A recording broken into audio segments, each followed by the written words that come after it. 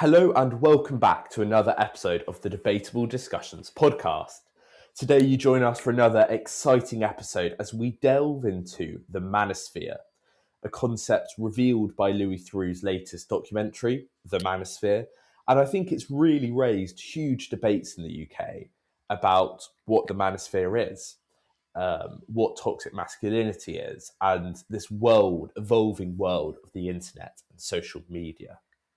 Yeah, so for those of you who don't know, and who haven't actually had a chance to watch the new documentary out on Netflix, it's basically Louis Theroux going and meeting all these influencers such as HS Tiki Toki, Ed Matthews, Sneak O, and Myron Gaines from Fresh and Fit, and Justin Waller, who's sort of this Andrew Tate acolyte. But basically, he goes out there and meets these guys and sort of lets them talk and lets them push on their own agenda. And what's quite disturbing, really, is the fact that there are some common threads along all of these people, you know? So all of them have the sort of absent father. They all made these crazy conspiracy theories about who runs the world. And they've also got these sort of backwards, slightly just strange views on women and men-women relationships. Yeah. So yes, as you described there, Diane, Louis Theroux, he travels to Spain and America, and he meets up with influencers who are known as the Manosphere. So this refers to a network of websites, forums, and influencers who try to share and promote these values of traditional masculinity. Rightly, Louis Theroux tries to raise awareness of these and also show how ridiculous their views are. And I think Louis Theroux is very convincing and it's very appropriate in how he shows just how wrong and how destructive the theories of these influencers are. So you mentioned there, Dan, a few names. And I think for any of our listeners who've watched it or who are to watch it, it's perhaps quite likely, like myself, that you never actually heard of them. But it's astonishing the audiences that some of these people have. Millions of followers, if not tens of millions in reality. And they use these platforms to promote not only, firstly, actually sort of financial scam schemes like Forex trading in Dubai or whatsoever, but they also use their platforms to promote extremely harmful values, as you said there, Diane. They're extremely anti-Semitic. They advocate for views such as one-sided monogamy um, and and all other sort of forms of misogyny. So I think Louis Theroux in his classic sort of, I heard it referred to as sort of faux realist, slightly awkward style. He meets these people and challenges them. And I think he, in his own way of perhaps not even saying much to oppose them, but by his sort of questioning style, he really shows to the audience and to young people, me and Diane, we are his target audience, I suppose, with this documentary. But he exposes how ridiculous these toxic masculine influences are. However, astonishingly, also how popular they are as well. So, Dan, what do you think of this idea of the toxic masculinity, which Louis Theroux highlights? Yeah, I think the red pill is a term he yeah, uses for it all. yeah. I think um, first, I'm not really sure if we're his target Yeah. audience. I think Oh, yeah. you can make the argument that the target audience is actually sort of people that now parents' generation, Oh, yeah. a bit younger, who are sort of having young children now, who actually aren't really in the online space as much as sort of Oh, yeah. people our age are, and then they actually haven't heard about any of these people or about the sting, you know. Yeah. Um, Obviously within people our age there's variants, but I think all of us have heard of sort of Andrew Tate and Yeah. you know even HS Tiki Toki, and then it's like we've heard about one or two of these people, but people in their sort of 40s or 50s might not, and then it Yeah. actually does bring that to a sort of parental audience who can then see actually what their children are potentially watching online. But I think the sort of problem that I have mainly is the fact that like every single thing that they've done is sort of so overanalyzed. Okay, Like yeah, I think they've just gotten into this world where they actually don't know what's real and what's not anymore, and they've sort of made up all these theories about like who runs the world and the 5G towers we've heard from Ed Matthews and the yeah, vibrations, or these concepts about like men and women we've heard from the American guys mostly, and sort of how they'd like to have multiple wives, or like they've gotten into this world where actually they can't really tell reality from fiction anymore, and they've just sort of yeah. made up all these theories basically to sort of confirm their worldview almost. Yeah, I agree with you there totally. And I think Louis Theroux is very convincing, and how he shows their views are just totally ridiculous. So one idea he almost disproves is this idea of the red pill, which these toxic masculine influences endorse. And this idea of the red pill is is sort of trying to help people. It's an idea from the film The Matrix, but it's about trying to help people see through the mainstream media, who they view as spouting lies, and to understand the truths about society and how it suppresses men. So, in reality, as you said there, it's just a load of made up nonsense, which they use to try and sort of confirm their misogynistic beliefs. Yeah, And some of their beliefs, I mean, are shocking. And I yeah, think it shows to the audience of the documentary, which has been, the documentary's been the number one streaming thing on Netflix for the last week or so, but it just shows how destructive these people are. So some quotes from HS Tiggy Tocky is how he disowned his own son for being gay, something that's just truly astonishing. yeah, I mean, he's, extremely homophobic, extremely sexist in many other areas, it appears as well. Another key idea, Diane, which I think we can sort of talk about, is sort of expanding on this idea of the misogyny, which it raises awareness of, which perhaps is particularly prominent amongst these American influencers. One sided monogamy is a view which many support, something that still totally bewilders me. yeah, Can you explain what this is? yeah. So John said, I mean, if you decompose the sort of word, it's one-sided. So only one person in the relationship is monogamous, and in their case, that's always the sort of their girlfriend slash wife slash partner. So basically, what they're saying is that women have to be monogamous, and here I quote, because when they love a man, they don't want to sleep around. End quote from the ginger guy, Justin Waller. And then he says though, but I don't, I'm not bound by the same constraints and rules because I don't know, I'm a man or something. And there's that very sort of strange encounter where he sort of explains about how him and his wife do it together with the sort of third person, and it's just weird. I think, and quite aggressive. He was just like, "What about it?" It's like it just does show um the fact that it's just this sort of strange world they live in. But the strange aspect of it really is why those women decide to stay with them. And I think that brings up deeper questions. So yeah, as you said there, this is this seemingly just bizarre form of relationship that exists amongst clearly fairly misogynistic people. And you mentioned the influencer there, who Louis Theroux interviews, who endorses this one-sided monogamy. But at its core, I think there are misogynistic values there, which the influencer doesn't realize at all. So, I mean, he's effectively viewing women as physical objects. I think he almost basically says that. Similarly, he views women as having sort of no intellectual or emotional value. He says shocking statements like "women have not invented anything," Yeah, um, or words to that effect. And he views women as sort of, as I said, just purely physical objects, which is just fairly astonishing.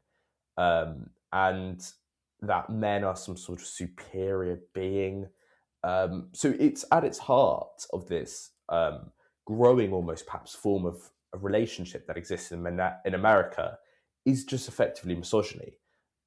Perhaps we're a society reverting back to more misogynistic values.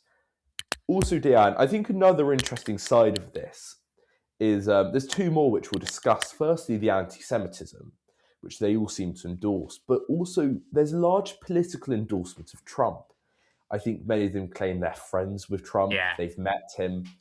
Can you expand on this? It's rather interesting how perhaps ingrained they are in US politics. Well, yeah, I think if we go back and remember that Dana White speech at the end Okay.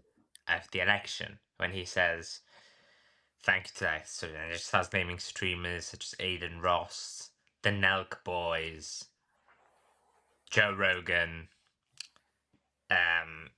etc., etc. I think it does show the fact that they reach an audience, and they reach an audience with sort of more conservative views about the role of women, and sort of the relationship between men and women, and maybe sort of disenfranchised part of society as well, that sort of claims that society at the moment hates men, and that in order for that not to happen, they need to sort of get back to their strength and get back to sort of being in the Middle Ages, which I think vast majority of people would disagree with. But it does show that that section of society is heavily attacked, and they result in following influences like that sort of show them what they almost sort of their sort of fantasies, and it's like, oh yeah, you're the man.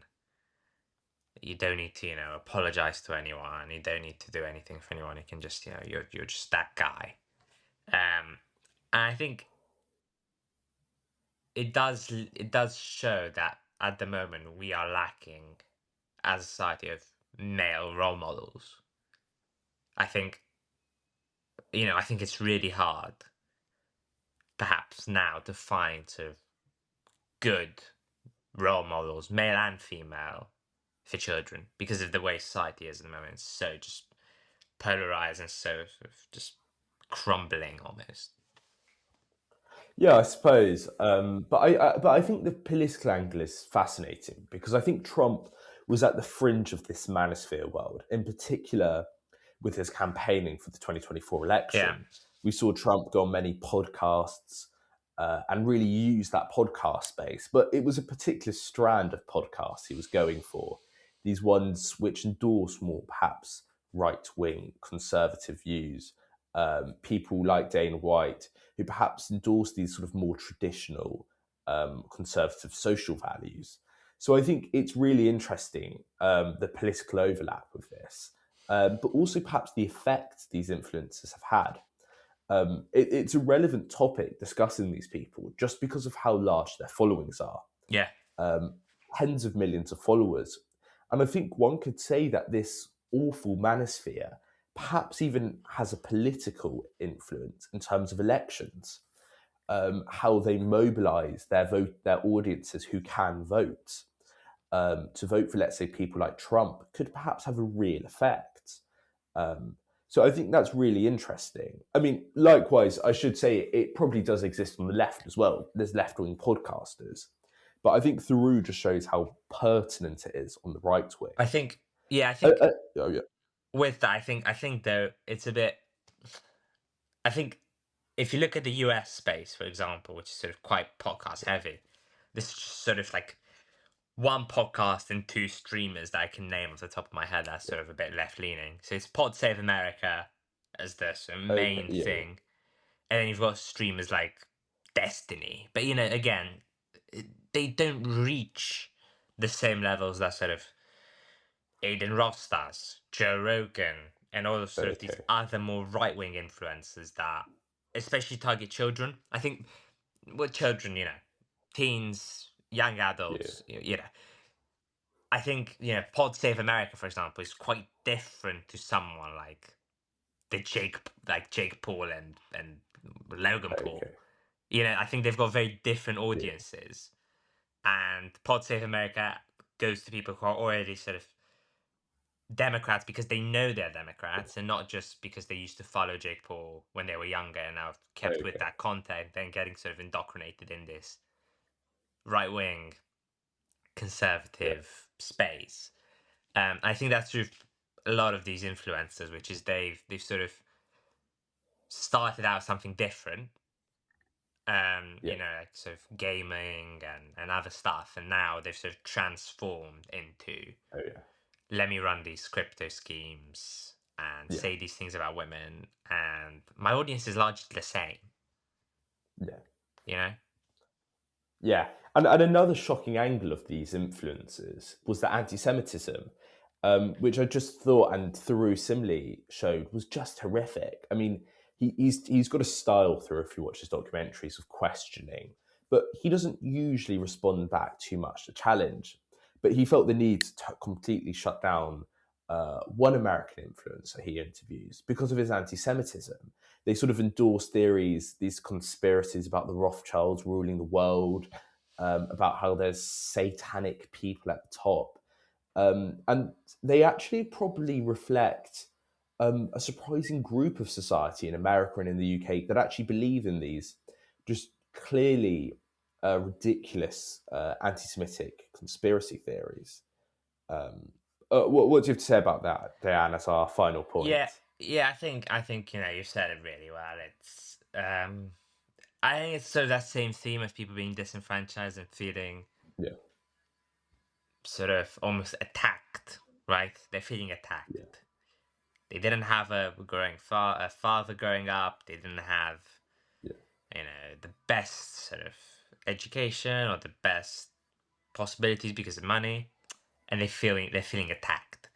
And who are they feeling attacked by? Well, we don't know, but there's this really prevalent theory in society that it's Jewish people, so we might as well stick with that because one, we're not bothered to think hard than that, and two, people are just going to believe us. It's because I think, if you say a conspiracy theory like unicorns are real, right? yeah, Or if you say 9/11 was an inside job, you're going to have very different levels of response just because one of them is so much less talked about. And yeah, if you yeah, stick with this narrative that is already present, you're almost guaranteeing that you're not going to be just called like, okay, he's crazy, you know? yeah, yeah. I totally, yeah, and I agree. So to conclude the episode of that, today we've discussed Louis Theroux's latest documentary, The Manosphere. And we've just sort of discussed, similarly to Theroux's stance, how ridiculous these misogynistic, anti Semitic views, which are promoted in growing popularity on the internet. I think to finish with a final quote, Diane, I was reading some commentary of this documentary in The Spectator, and it said it's probably Exhibit A for banning social media to under 18s, and that it's men performing dominance they do not possess. And I think that is probably very true with this documentary. Yeah. It's men trying to seek attention through these fairly heinous views. And similarly, it's a good case for banning social media. Whether or not you agree with that is a totally other different debate. But it does definitely show how social media can be used, I suppose, to promote less positive views. Yeah, definitely. And it's really important for people to know who they're listening to Yeah, and to not just take everything at face value, whether they're watching HSTikTok or they're watching us. Still employ yeah, your brain and decide for yourself whether you actually agree with what we're saying or if you disagree, which is also yeah, perfectly fine. Wishing you all a great week if you're from the UK. Watch yeah. out. Don't share vapes. Be safe. And if you're from anywhere else, also, same thing applies. See you next week. I'll see you there.